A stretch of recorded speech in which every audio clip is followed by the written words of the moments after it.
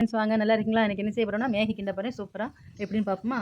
ஒரு 50 எண்ணெய் சேர்த்துக்கிடுவோம். சட்டியில் 3 பெரிய வெங்காயம் வெட்டியிருக்கேன், 3 தக்காளி பழம் அதையும் சேர்த்துக்கிடுவோம், 4 பச்சை மிளகா, 1/4 கிலோ பீன்ஸு, 1/4 கிலோ உருளைக்கிழங்கு, 1/4 கிலோ கேரட்டு வெட்டி வச்சுருக்கேன், மல்லி இலை புதினா கொஞ்சம் வெட்டி வச்சுருக்கேன்.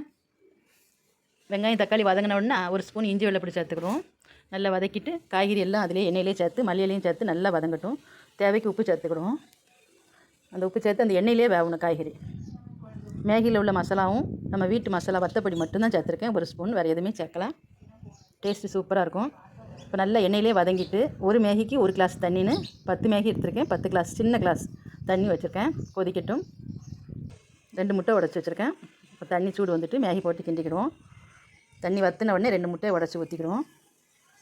நல்லா தண்ணி வற்றுத வரைக்கும் கிண்டி விட்டுக்கிடுவோம். பெரட்டி சூப்பராக மேகி ரெடி ஆகிட்டு. வீடியோ பிடிச்சிருந்துச்சுன்னா லைக் பண்ணி ஷேர் பண்ணி சப்ஸ்கிரைப் பண்ணிக்கிடுங்க. பாய்.